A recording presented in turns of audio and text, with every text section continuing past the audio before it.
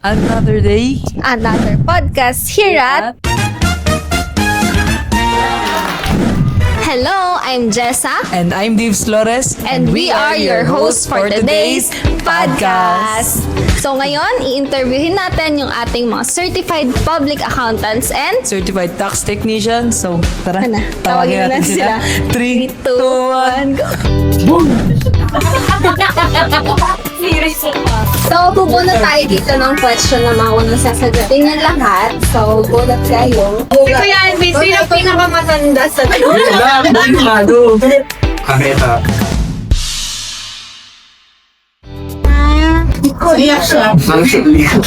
Siguro yung paraan na natulong sa akin ng Upturns para mag-grow professionally ko sa bilang accountant.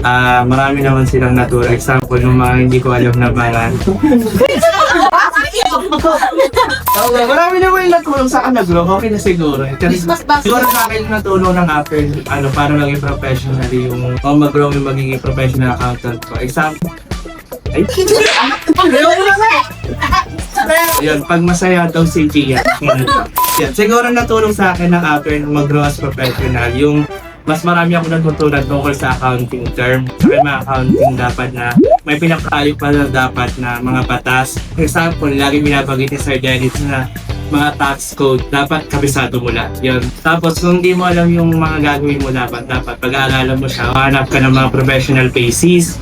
So parang naging pananaw sa akin nung afternoon para maging unlike sa dati kong mga work na kung ano yung tinuro sa amin, focus na doon. Unlike ngayon na kailangan mo mag-explore ng iba pa, hindi lang bukod sa nalalaman mo, dapat may basehan lahat ng sinasabi mo sa mga kliyente natin. Tapos nakatulong naman to sa life ko dahil ayun nga, mas marami akong natutunan. Hindi lang pala dapat dun sa nakapokus sa hanggang filing lang pala. Meron pala tayong mga term na dapat na ginagamit na pinag-aaralan pala siya dapat mabuti. Kasi ang pinag-usapan nga dito, business, hindi lang basta-basta kung ano-ano. Yun lang.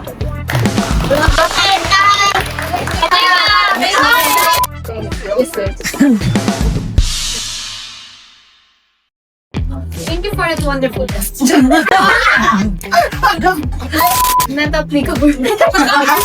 Memorable siguro na dahil sa upturn gano'n na pag nakapasa ako ng CPT, finish nila na tinulong kami ng upturn na hanggang sa pag-review, ganyan, sa mga materials para lahat yung list maging CPT and maging more professional ka. Tapos syempre, naging memorable din kasi ayan, kaman ako ng off-friend. Masaya naman pag nandiyan sila habang nag-work. Kahit mahirap talaga dahil madaming deadline. Pero siya. Ito naman kasi, hindi naman puro work ka na. Ayan lang. Next. Si Jaja.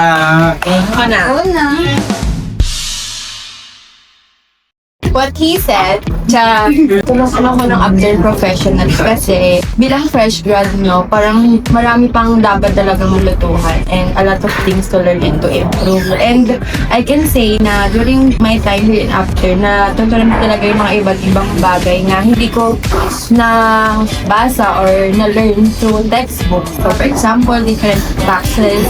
Although we have that kind of learning, but the real practice is quite different from what we are learning previously. So, yung mga ganong bagay. So, basically, practicality ng mga bagay-bagay. So next, Be scared, good and okay guys, nandiyan na kayo eh. Kumbaga, malapit na. Simulan niya na, so tuloy-tuloy niya lang nakapus. Parang walang kwento yung sinasabi ko. Pero dinalate niya na lang siguro. Just do it.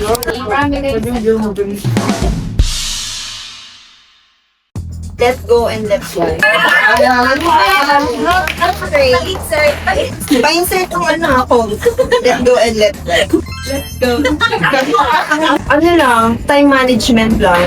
Unahin yung mga priority, kung ano yung mga pinaka-urgent na need, yun muna yung work on, and then sunod yung mga least priority, yung mga ganun. Time management lang paano kapapasok dun sa timeline na sinet para ma-beat mo yung deadline. Si Tia. Memorable experience sa akin, tuwing nag-outing. Kasi pag nasa moment na yun, parang hindi niya naiisip yung deadline, bantig lang kayo, gano'n. Hawag mo, beat. Hawag ko. Saya. Yan lang po. Sa challenge naman, deadline. Kaya mas gusto ko yung wala sa office kasi. Ayun, deadlines kasi sabay-sabay sila na halos lahat. Yun yung deadline. Tax filing, monthly report. Natatapat na same deadline sila kaya nakaka-overwhelmed. Ganon. Okay, sige Raya. Siyempre yung magulang ko. Anak ko yan Saka yung mga kaibigan. Yay! Dad, ma'am. Thank you. Yan, si Raya Basta. So, siguro yung sa single. Yeah! Dahil after, parang mas na-take yung scene.